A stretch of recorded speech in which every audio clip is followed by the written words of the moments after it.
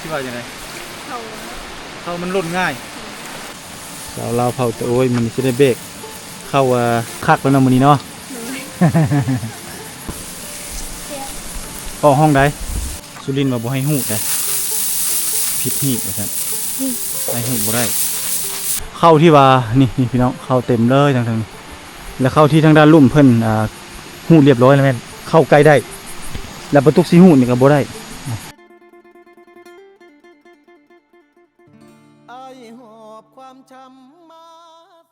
มาพี่น้องถึงเวลาแล้วที่สาวๆต้องได้เก็บเกี่ยวผลผลิตพี่น้องนี่หูดข้าวหูดน้ำแล้วพี่น้องเอ้ยบาทนี่เนาะนี่คือวิถีชีวิตของน้องๆเพิ่นหูดเอาได้เงินบ่หูดนี่พิษหีดเพราะว่าย่างเข้ามันเหี้ยมันอย่างอีกเต็มกระยังนี่พุ่นละยังได้เอาขึ้นไปทอกเนาะติดตั้งกล้องใส่เนาะบัดนี้เนาะหูดช่วยสาวๆเพิ่น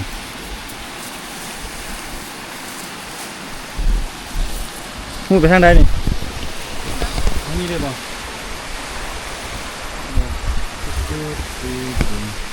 โอเค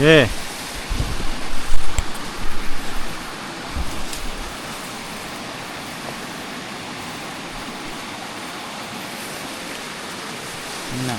เช็ดล้มล้มละ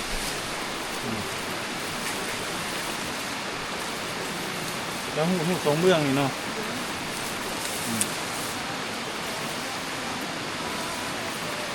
ต้องปลูกของฟังให้กับลายแล้วให้พวกไปทางเด็กพวกไปบนขึ้นมาหุบนี่เด้อ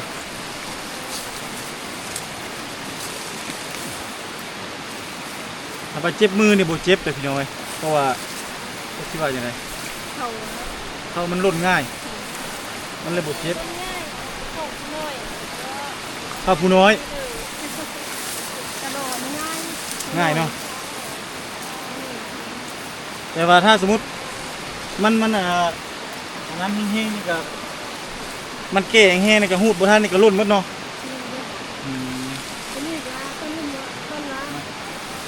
ตอนยำผมจะสีโนเลยเด็ดมาเลยเป็นมาแล้วเนาะเดินมากระต่ายนอมันออกเป็นนอกหรือเปล่าตอนยำผมจะใช่แล้วเริ่มออกนอกเลยพี่น้องเลยตอนนี้หูในทันการทันเวลาบทันนี่บ่ได้นี่เอาใจช่วยสาวๆเพื่อนน้องๆเพื่อนทางนี้เป็นห้วยเนาะลงนี่เป็นแม่น้ำอีกโอ้ลิ้นน้ำคักขนาดเลยเพื่อนถ้าเอาเครื่องนุ่งมานี่ลิ้นอยู่พุ่นเลยสบายเดี๋ยวพี่น้อง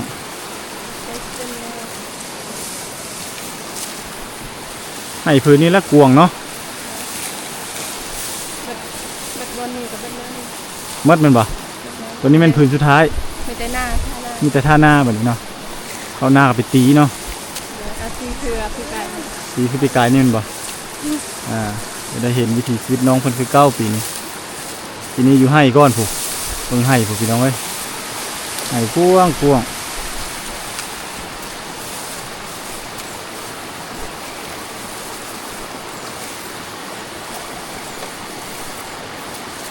เอาสิรู้ไปก้อนกับบ่ได้เนาะบุไปก้อนกับบ่ได้พิษฮีดพิษเข้าเนาะพิษผีเข้าถ้าเข้าขึ้นนะไปเบิ่งนะเพราะว่าตัวใดบนเอาไว้ได้เข้าเอาไว้เข้าพึ่งละมันเกิดมุดอยู่เดี๋ยวถ้าเฮาบุไปนี้โดยมันพิษเนาะมันจะกองพันดูพี่น้องมีมัดกฎเกณฑ์ของเขาเจ้านี่มีหลายอย่างหลายแนวพี่น้องไงเขาพูดว่าบ่เป็นกะมันเป็นอีกมดเนี่ยมัดตอมมัดจื้อนั่นตามความเชื่อของเผ่าตะโอ้ยเฮา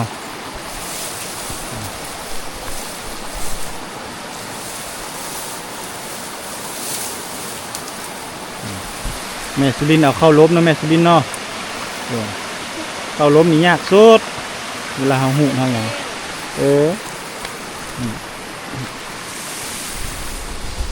โดนมาเบิ่งแก้วตาเต็มแล้วบ่แก้วตาเต็มแล้วบ่กระยัง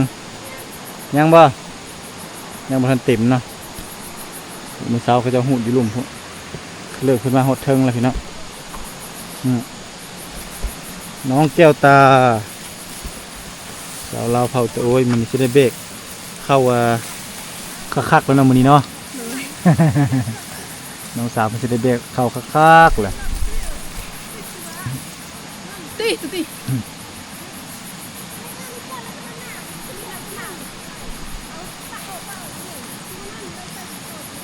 เนี่ยตุ๊กนอนเถอะ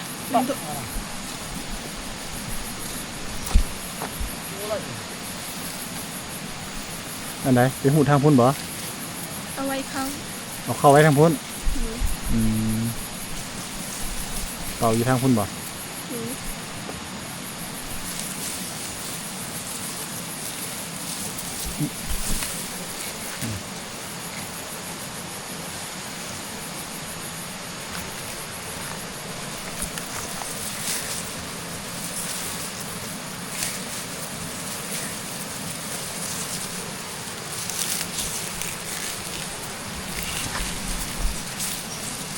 วัฒนาเฝ้าเฮือนวัฒนาเนาะวัฒนาหมุดไวกว่าหมุดไวกว่าเจ้าบ่ไวกว่าไฟเลยไวกว่าไฟเลยบ่วัฒนามามื้ออื่นนี่พอดีไวเนาะแต่นี่ยังช้าอยู่พี่น้อง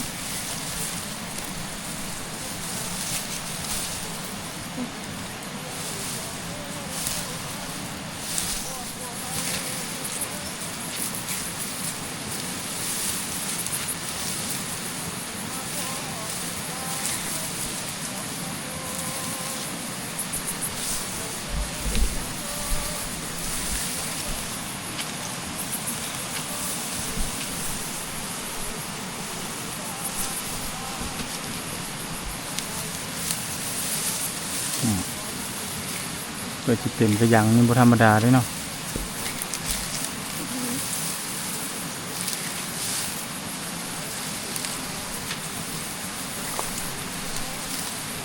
เป็นตะกะเตนดวงโย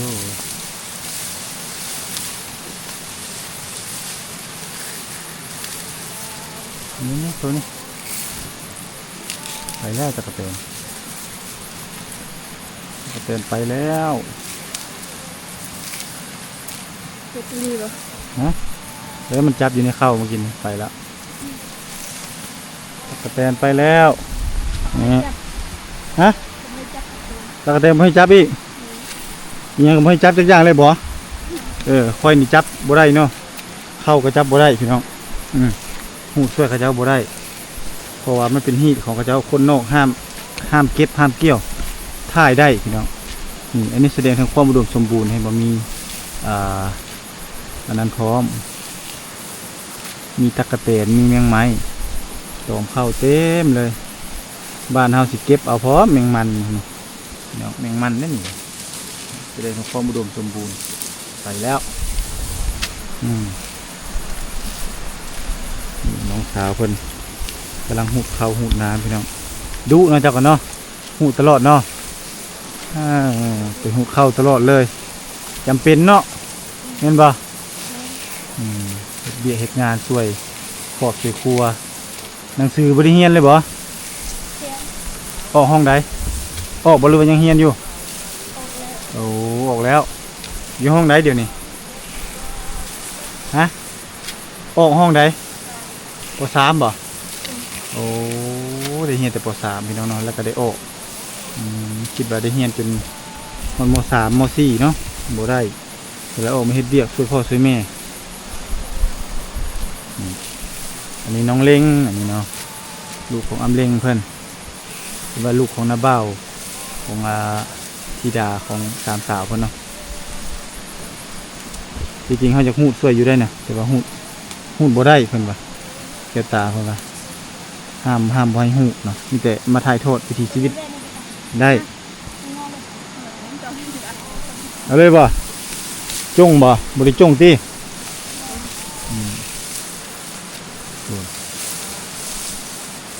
เพิ่นถือเนาะคันเกี่ยวนี่เพิ่นบ่ให้เกี่ยวประเพณีเพิ่นก็คือต้องหูดเอาอย่างเดียวแต่ว่าบ่เจ็บมือเด้อพี่น้องเด้อหลายคนสิว่าย่านเจ็บมือ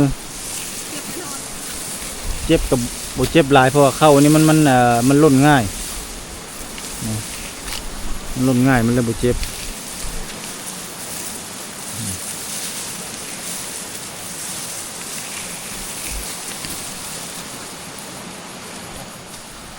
เต็มแล้วเนาะ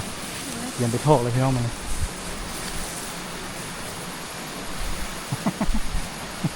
ยังเพิ่งเต็มเนาะนี่เนาะเต็มแล้วก็เตรียมไปโทษแล้วไป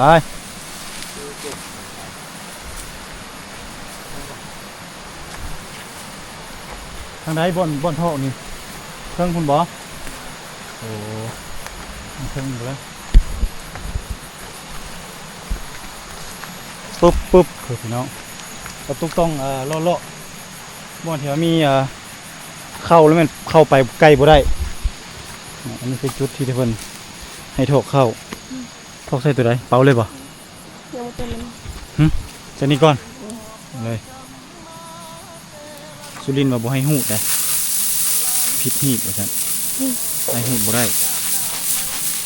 มันก็สบายแหละอ้ายเนาะฮะแม่นบ่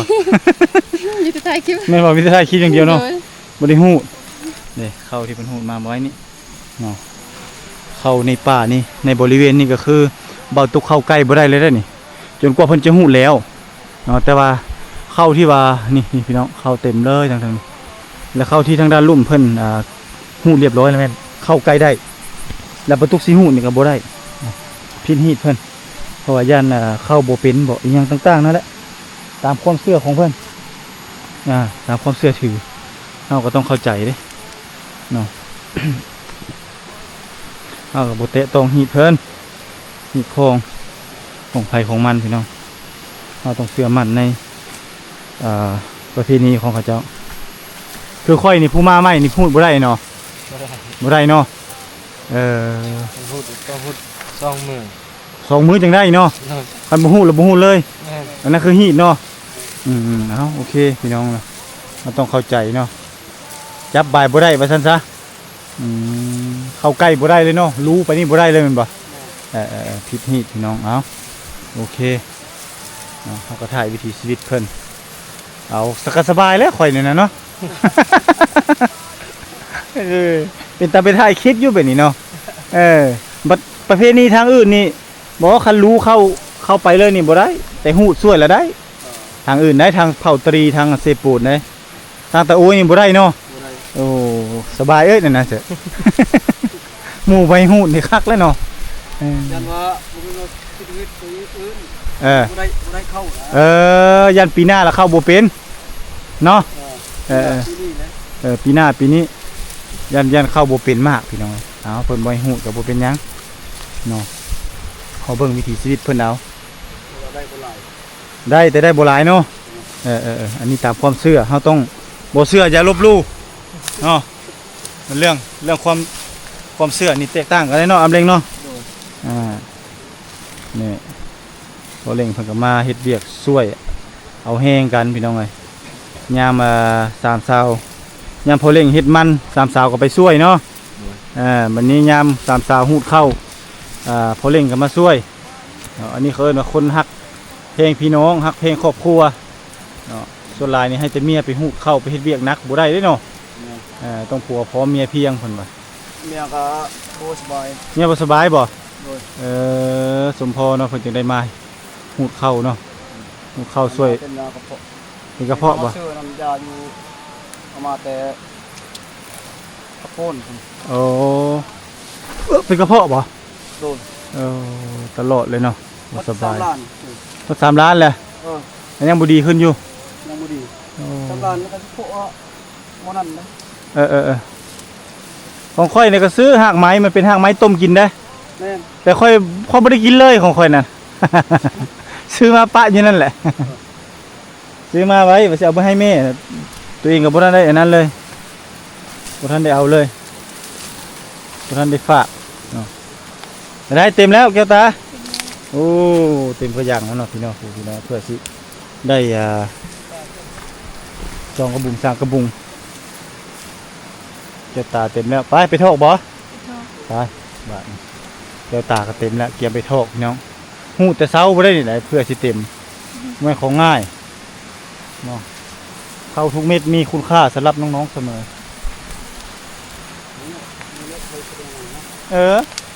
มันนี่แหละเฮาเบิ่งเขาในโทรทัศน์ก็แบบนี้แหละต้องมีคนไปถ่ายเด้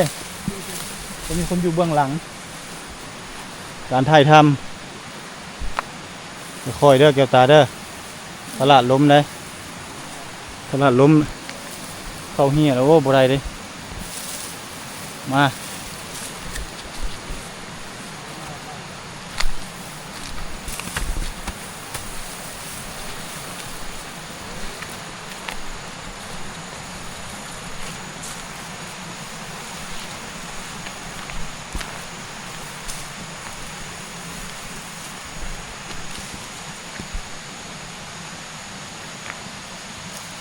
เดี๋ยวจะได้เข้าได้น้ำโอ้ยพี่น้องเอ้ยมันเป็นของง่ายเต็มเต้าหมดแล้วเนาะยามนี้เนาะพอได้กินแล้วเอาเต็มบ่ล้นนั่นนี่เลยเดี๋ยวตาเห็นอะไรใส่กระเป๋าบ่ ใส่น้อย ใส่น้อยๆบ่ ๆใส่ให้เต็ม ใส่เต็มนี่เนาะคอยจับบ่ได้เด้เนาะ เลย ผิดอีกแล้วนี่เนาะ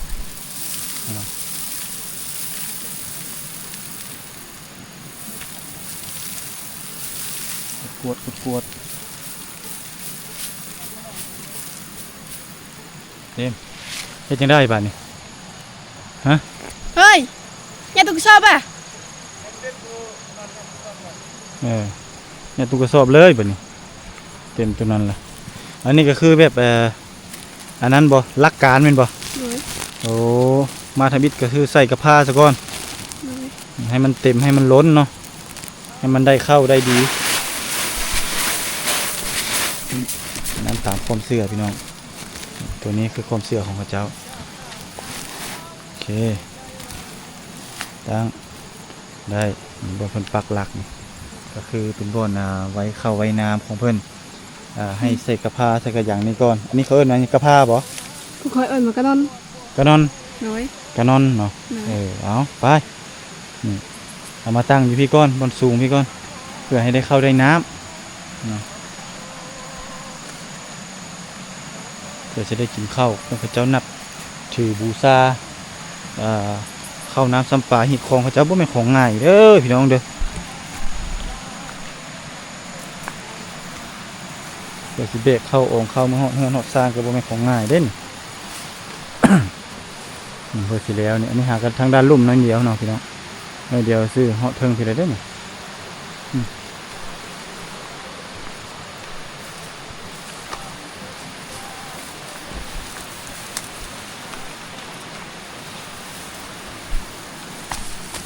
หูดคุณภู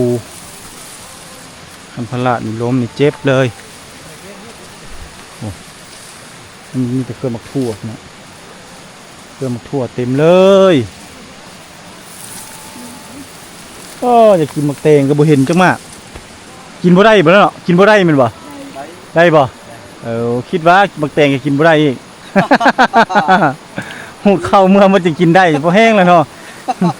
ข้ามันเน่าทิ่มร้าเลยเนาะ รูปแล้วเอา กินน้ำแล้ววันนี้เนาะนี่น้ำก็กินแบบธรรมชาติเลยเนาะกินตามห้วยตามห้องนี่เลยเพื่อจะได้ผู้ละกระสอบนี่พอแห้งเนาะ เลย เมื่อยเนาะ เลย เอาสู้ๆเอาใจช่วยน้องๆเนาะอยากช่วยอยู่แต่ว่าเพิ่นว่าฮูดบ่ได้ย่านเข้าบ่ดกย่านเข้าบ่หนาย่านเข้าบ่เป็นปีหน้าปีฮื้อเนาะหรือว่าฮูดนี่แล้วย่านเข้าคนนอกคือจังเฮานี่ไปฮูดแล้วบ่ได้แม่นบ่ เลย ย่านเข้ามันบ่เป็นอันนี้ตามความเชื่อเขาเจ้านับถือตั้งแต่ปู่แต่ย่าฮอดพ่อฮอดแม่ฮอดลูกนี่แหละเนาะคือสิ่งที่เขาเจ้านับถือมาเมื่อยบ่ เมื่อย เมื่อยแห้งเนาะ เมื่อยธรรมดา เมื่อยธรรมดา เลย อดเอาจนได้ก็ไปเที่ยวสวรรค์จนได้พาไปเที่ยวไทยแต่เช้าเมื่อยแล้ว เลย ตอนนี้พามานี่ก่อน นี่ธรรมดาแล้วตอนนั้นแห้ง แห้งกว่านี้บ่ เลย อันนี้ธรรมดาแล้วเนาะ เลย แต่ก่อนแห้งสูงกว่านี้แมันบ่ เลย ไกลกว่านี้อีกเนาะ เลย อันนี้ธรรมดาแล้วพี่น้องบ่ตุกก็ว่าธรรมดาอยู่อย่างมานคันขึ้นใส่ขึ้นแต่ก่อนนี่แห้งเต็กบืนผู้บืนผาเนาะ เลย ไปออกเฮ็ดเวียกต่อได้สัมภาษณ์น้องๆไปนำได้เกิดเป็นคนต้องสู้พี่น้องเอ้ยเพื่อความอยู่รอดของตัวน้องๆเองขาดพ่อเนาะบ่มีพ่อต้องเลยอยู่น้ำลุงน้ำปลาน้ำอ่าวน้ำมาเต็มแล้ววันนี้เนาะยังไปทอกวันนี้เนาะโอเค ก็ได้เต็มมันมีช่างว่าอันตัวกระยังใหญ่ๆนั่นกระเต็มนั่นเต็มกระยังใหญ่ๆนั่นเต็มบ่อันเตาหนึ่งนี่เต็มบ่เต็มเนาะ ประมาณ4กระยัง สี่กระยังใหญ่ๆเนี่ยบ่ เลย บ่ได้ตัวใหญ่ๆตั้งอยู่นั่นเด้อสี่สองสามกระยังบ่ บนนั้นน้องเอาไป 2 2 ครึ่ง ครึ่ง เลย 2 ครึ่งแล้วมันเต็ม เลย เบี่ยงเพชรนี่งามเลยโคตรงามเลยต่อไปก็สิได้เก็บมาเพชรอยู่ที่แล้วเนาะ เลย แล้วบริหูดเด้อบริหูดช่วยเด้อ เลย จะนั่นว่าไอ้ตุกมา FC ว่าทำไมไม่ลูดข้าวช่วยน้องสาวทำไมไม่ลูดข้าวช่วยวะ ล้าง จริงๆคลำแม่นบ่ เลย มันคือหีดเนาะ หูดกาวต้องหูดให้เบิดเลย หูดมันเลยหูด2 มื้อ ต้อง3 มื้อเลย 2 3 มื้อพี่น้องเอ้ยเนาะถ้าได้ตกลงหูดแล้วก็คือต้องหูดหลายๆมื้อช่วยเขาเจ้าเนาะคันหูดดำมื้อนี่บ่ได้ย่านแบบว่าข้าวเขาเจ้านี่บ่เป็นมากข้าวเขาเจ้านี่บ่ได้บ่ดกบ่หนาเนาะอันนั้นคือความเชื่อของชาวลาวเผ่าบรูเฮาบรูตะโอ้ยนี่เนาะน้องๆสู้ๆมีแต่จะเป็นกำลังใจถ่ายคลิปให้ FC ได้เบิ่งเนาะเป็นกำลังใจให้น้องธิดาหูข้าวหูน้ำ ต้องเพื่อขตา ฮะ เมื่อมันบ่ เมื่อมันเป็นธาตุเบื่อเด้ข้าวตาต้องเอาเซ็ตเจ็บบ่มือธรรมดาเนาะมีเหนียว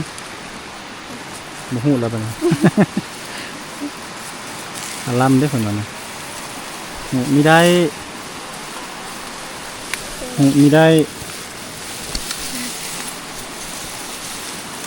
โอ้หมกเพชรนี่ก็ดกหนาดีเลยคักเนาะอ้าวน้องธิดาเป็นไดเมื่อยบ่ บ่ บ่ ด้วย โอ้บ่มีเมื่อยเนาะน้องสาวเฮาพี่น้องโอ้หูจนหดเทิงพุ่นแหละพี่น้องก็ปลาตุกจนนอนจนเด็ดซาดเลยเนาะเด็ดเนาะแต่จักสอบแล้ว มีแต่2กระยัง หาก็ได้2กระยัง เลย ยังบ่ฮอดสอบบ่ บ่ ไม่นั่งยังเนาะถือว่าโดนเติบด้วยนะเพื่อสิเต็มนี่เนาะยังได้โอ้ได้มักแตงอีกได้กินมักแตงอีกพี่น้องโอ้ตัวไอไปหูดอยู่พุ่นแหละเป็นฮีดบ่เอาขึ้นไปเทิงพุ่นมาแล้วแหละเอาไว้ใส่ก็ได้เนาะบัดนี้เนาะโอ้แน่นั่นเหนื่อยเอากินน้ำก่อนนี่พัวได้พักผ่อนก็ได้พัวได้ บ่อยากกันนกตัว นกขึ้นมาได้ นี่เด้นี่เอานี่เอาตัวนี้มาแล้วเด้ออยากสบายกันนกสิฮ้อนแล้วเนาะ มันโดนแรงก็นกเย็น พักผ่อนก่อนพี่น้องเลยแล้วจังลุยต่ออีก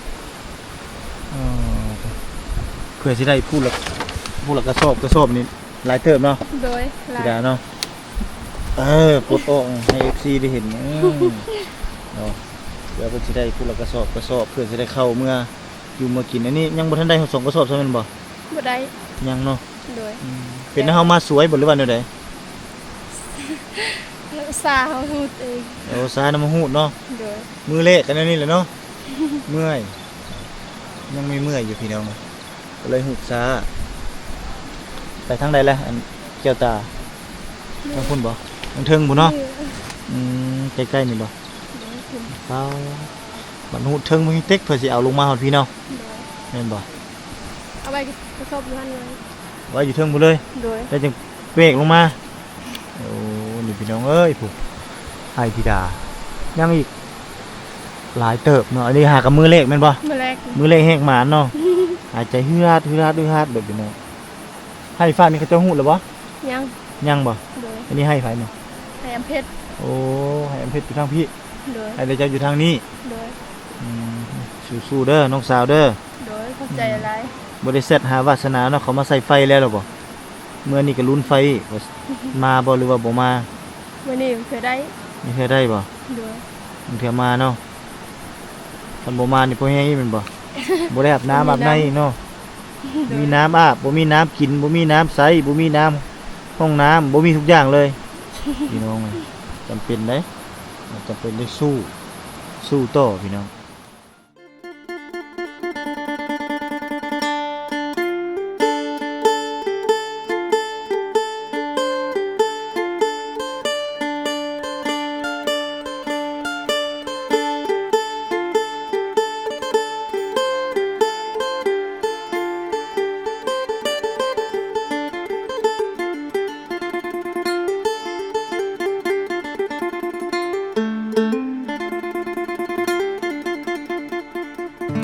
อายหอบความช้ำมาเซละนองหลายปีหม่นหมองจากสาวไทยเศร้าใจรำพันถ้านับเป็นเหตุเฮ็ดให้เฮาต้องพลาดจากกัน ด้วยพ่อแม่เจ้านั้นบอกบ่เอาลูกเคยคนจน มาพ่อผู้สาวชนเผ่าตะโอยเจ้าเอิญจะโด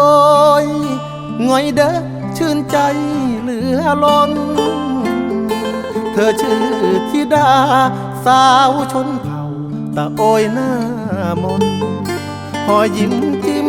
ใจอ้ายล้นเหมือนนิมนต์มาจนละเมอ สาวเซละนองบ่าวไทยสองใจพันผูกความเจ็บกลายเป็นความสุขหากันแต่วันแรกเจอ สาวเผ่าตะโอยชื่อธิดาอายหาเจ้าเด้อขอบใจหลายเด้อคนดีที่หาพักอายขอฝากชีวิตไว้เซละนองทุกความหม่นหมองฝากเธอช่วยเป็นยาใจ ขอบคุณความเจ็บที่นำพามาพบสามใบจากนี้ทั้งชีวิตอายมอบให้เจ้าสาวงามตะโอ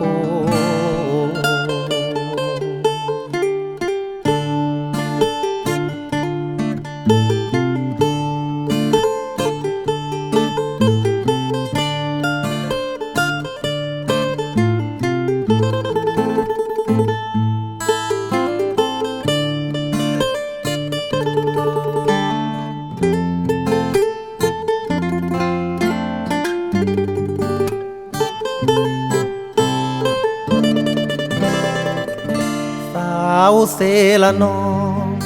บ่าวไทยสองใจพันผูกความเจ็บกลายเป็นความสุขหากันแต่วันแรกเจอ